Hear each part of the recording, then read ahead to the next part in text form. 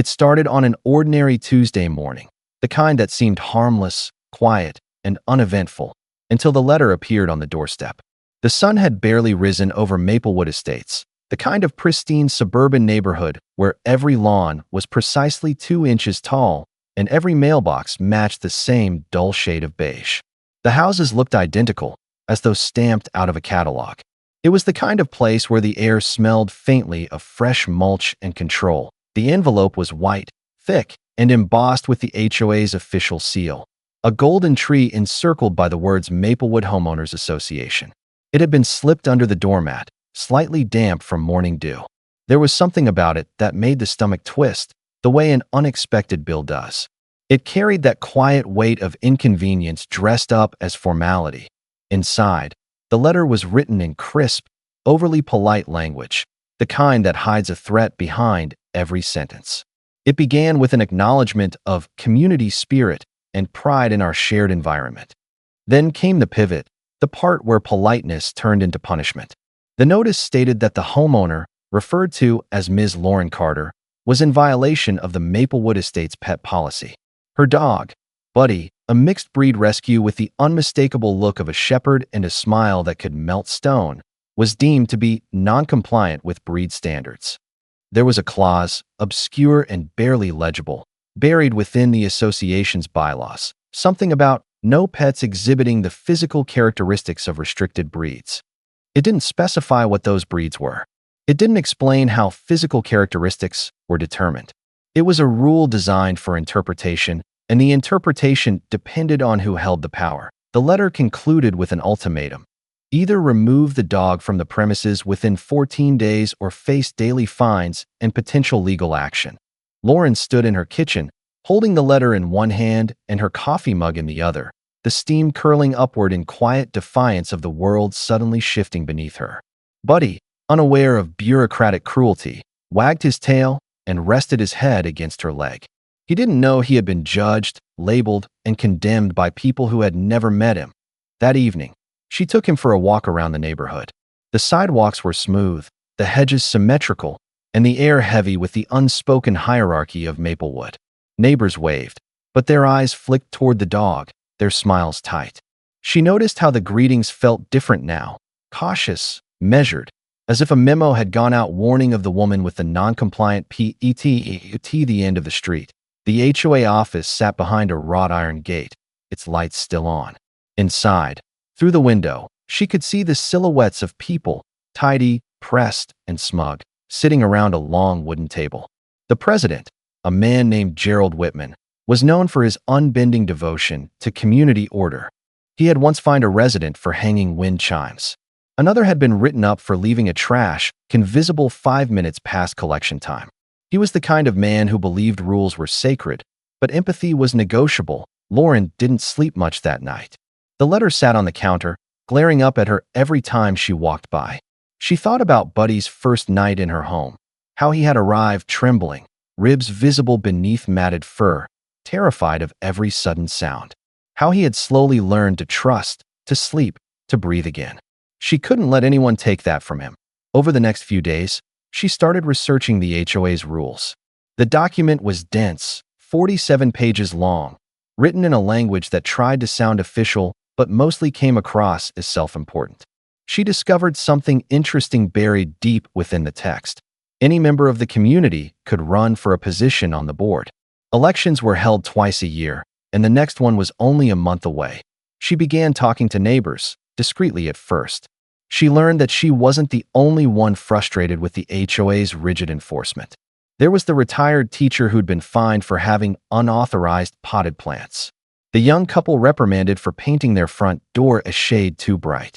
The single father told his basketball hoop disrupted the visual harmony of the street. One by one, stories emerged, small acts of rebellion smothered under the weight of rules that no one had voted on, yet everyone was forced to obey. The more she listened, the angrier she became. The HOA wasn't a community. It was a kingdom, and people like Gerald wore the crown. Meanwhile, the clock ticked on Buddy's 14-day deadline. A second letter arrived on the 10th day, this one less polite, more threatening. It included a fine, $100 for continued violation. There was a note at the bottom reminding her that non-payment could result in a lien on her property. She posted both letters on the neighborhood's private online forum. The post was simple, a photo of Buddy, smiling in the sunlight, followed by the words, "This is who they want to ban." The response was overwhelming. Comments flooded in overnight. Some residents were outraged, others defensive. But the conversation had started, and that was enough. The next day, a few neighbors stopped by her driveway to ask questions. By the end of the week, she had a quiet network of supporters that on the 14th day, instead of paying the fine or surrendering her dog, Lauren submitted an application, not to comply, but to run. Her name appeared on the ballot for the upcoming HOA board election, right beneath Gerald Whitman's. The existing board scoffed, dismissing her as impulsive and naive. But something had shifted in the neighborhood. People were tired of being micromanaged, fined, and lectured. They wanted someone who would listen, who understood what community actually meant. The night before the election, Lauren stood in her backyard with Buddy by her side, watching the lights flicker across the street. The house looked peaceful, ordinary, but she knew tomorrow would decide everything, whether she would lose her home or change it forever. And when the morning came, Maplewood Estates was no longer as quiet as it used to be. Neighbors gathered by the clubhouse, ballots in hand, murmurs spreading through the crowd like wildfire. The president's confident smile had cracks in it now, because for the first time in a long while, people weren't just following the rules. They were questioning them. And Lauren Carter, the woman who'd once just wanted to walk her dog in peace, was about to become the HOA's biggest disruption yet. Election day in Maplewood Estates began with the smell of fresh-cut grass and quiet tension. The clubhouse, normally reserved for potlucks and tedious meetings about recycling bins, was now the battleground for something far more personal. A table draped in a cream-colored cloth stood near the entrance, where residents signed in, collected ballots, and whispered to one another about who would finally bring balance to the community or ruin it, depending on who was speaking. Inside, the board members sat in a neat row behind a long table. At the center was Gerald Whitman, the man whose smile never reached his eyes. He looked as though he'd been carved from the same polished wood as the furniture he presided over. His posture was impeccable, his suit perfectly pressed. To his left sat Denise, the board's secretary, whose penmanship was as rigid as her adherence to HOA rules. On his right, two longtime board members, both of whom owed their places to Gerald's influence, leaned in close, whispering between themselves. When Lauren entered the room, conversations dipped to a murmur. Her name tag, hastily printed that morning, looked out of place among the board's engraved badges. She wasn't one of them, not yet. She took a seat near the back, beside a cluster of residents who offered her quiet smiles. They were the ones she'd spoken to over the past month, the ones who'd shared their own stories of fines and letters and frustration. Together, they represented something Maplewood hadn't seen in years: resistance. The meeting began the way they all did, with formality and pretense. Gerald recited the mission statement about preserving community standards. Denise reviewed the budget, pausing dramatically on any mention of rule enforcement costs. Then came the election segment, buried halfway through the agenda as though it were just another line item. But everyone knew this was the reason they had come. Ballots were cast silently, folded neatly, and slipped into the locked wooden box that had been used for years.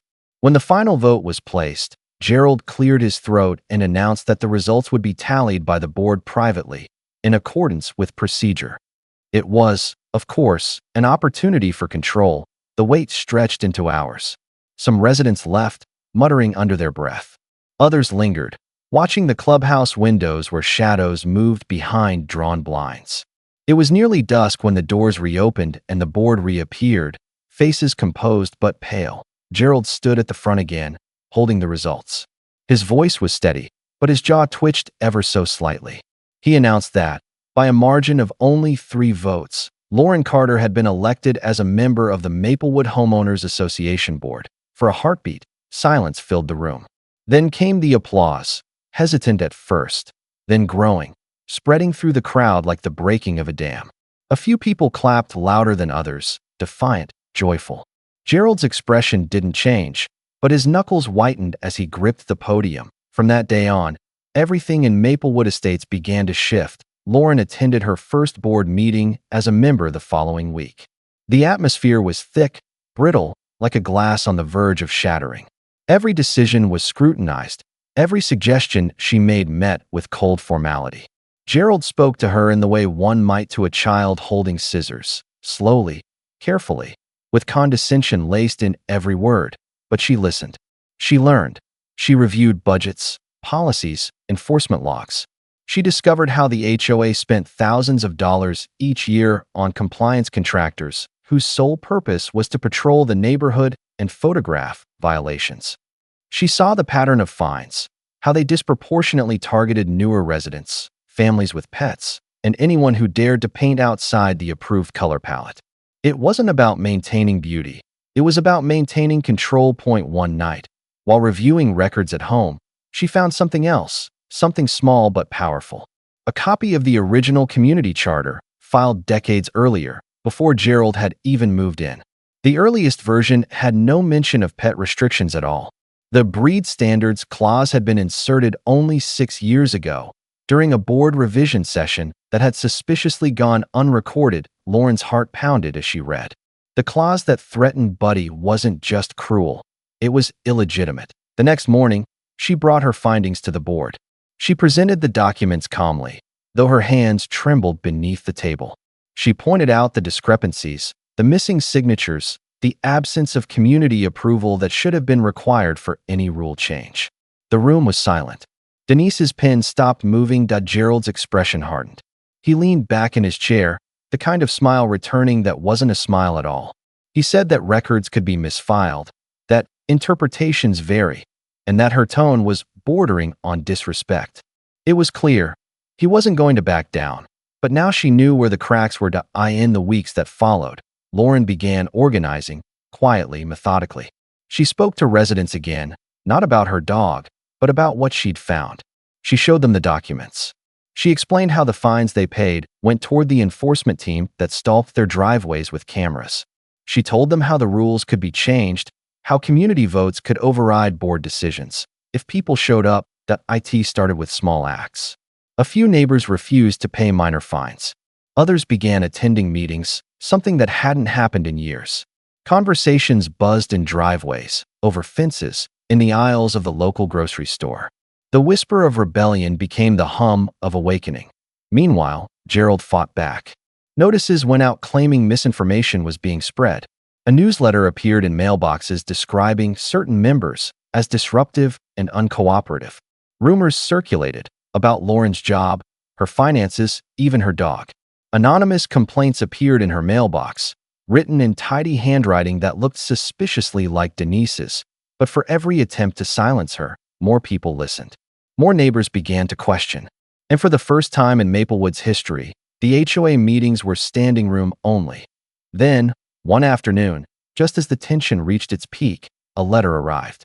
It bore the HOA seal once again, but this time it was addressed to the entire community. It announced a special session of the board, open to all residents, to review and potentially amend certain outdated rules, including, notably, the pet policy. Gerald's name was printed at the bottom, his signature bold and sharp. It was a move of desperation disguised as diplomacy. He wanted to appear in control, to quash the uprising by pretending to lead it. But what he didn't realize was that he had given Lauren exactly what she needed, a public forum. That evening, Lauren stood in her living room, the letter trembling slightly in her hand. Buddy rested at her feet, his head tilted as if sensing something was coming. The meeting was in 1 week. 1 week to gather votes, to prepare, to face the man who had tried to take everything from her. And for the first time since the first letter appeared on her doorstep, Lauren didn't feel powerless. She felt ready. The night of the special session arrived heavy with anticipation. A storm gathered on the horizon, the kind that rolls in with low thunder and dark skies, as if the weather itself could sense that something was about to break. The clubhouse parking lot overflowed with cars. Residents who hadn't attended a meeting in years showed up, clutching folded papers, their expressions sharp with purpose. Inside, the air buzzed with a nervous electricity. The room was full, every chair occupied, every wall lined with people standing shoulder to shoulder. For once, The HOA board table didn't look like a position of authority. It looked like a fortress surrounded by its own citizens. Gerald Whitman sat at the center, his composure impeccable, but his hands fidgeting slightly beneath the table. Denise sat beside him, her notepad poised but unused. The other board members exchanged anxious glances, unsure whether they were witnessing a routine meeting or a revolution. Lauren sat opposite him now, her nameplate newly polished, her notes neatly stacked in front of her. She had dressed carefully, professional but confident, the kind of presence that demanded to be heard without raising her voice. At her feet, hidden from sight beneath the table, was Buddy's leash. He wasn't allowed inside, but he was waiting outside the clubhouse doors, watched over by a few neighbors who had insisted on coming for moral support. The meeting began with formalities, attendance, budget confirmations, the usual bureaucratic curtain meant to delay what everyone had come for. But it didn't last long. Gerald cleared his throat and announced that tonight's special session had one primary purpose: to review and possibly revise several ambiguous HOA regulations, including the controversial pet policy. He said the words as if they tasted bitter. Lauren took a slow breath. When it was her turn to speak, she stood. Her voice carried clearly through the microphone, steady and even. She didn't accuse. She didn't shout. Instead, she told a story, the story of Buddy. How he had been rescued from a shelter. How he had healed. How, weeks later, he was labeled non-compliant by a committee that had never met him. Then she displayed the original HOA charter, enlarged and printed for everyone to see. She pointed out the missing amendment dates, the lack of community votes, the signatures that never existed. She explained, carefully and calmly, that the rule banning certain breeds had never been legally ratified. That a murmur spread through the crowd like wind through dry grass. People leaned forward, whispering, flipping through the copies of the document she had distributed before the meeting.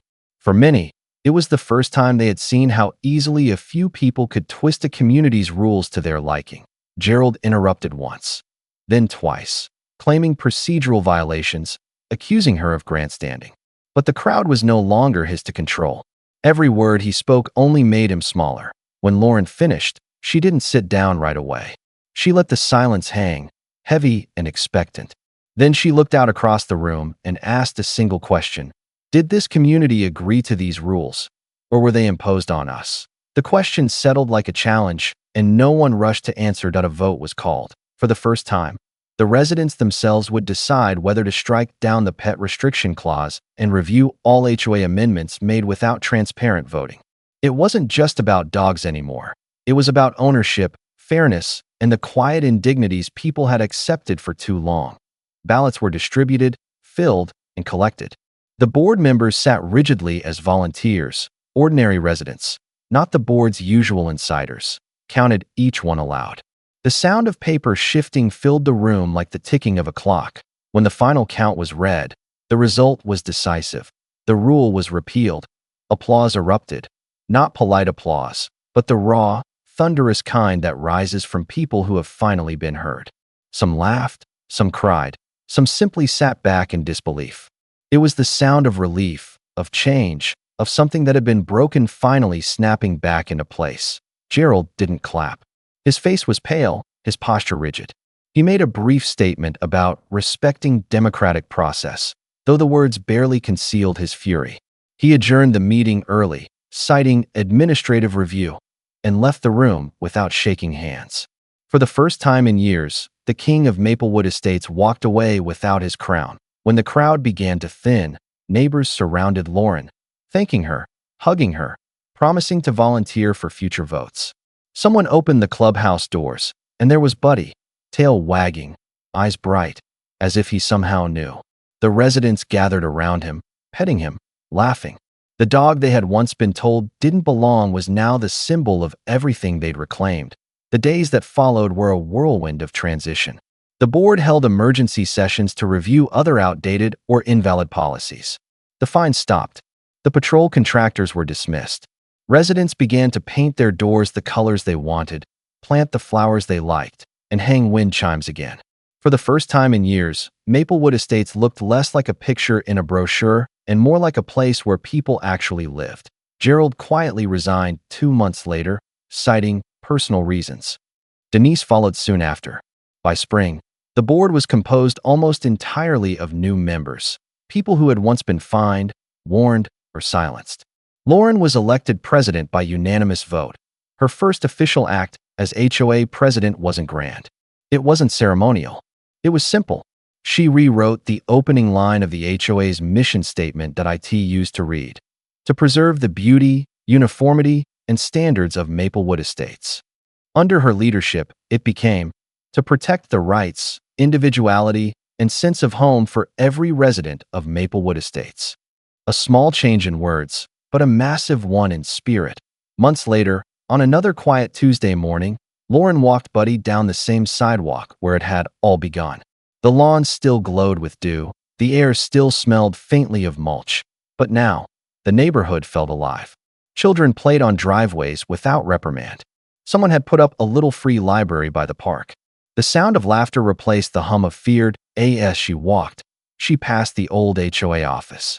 Through the window, she could see a new group of residents gathered around the same table that had once seemed so untouchable. They weren't whispering or hiding. They were talking openly, laughing, planning the next community event. Lauren smiled, resting her hand on Buddy's head. The world hadn't changed overnight, but it had shifted just enough to make room for people like them. And somewhere deep inside, she knew this was never really about one dog or one rule.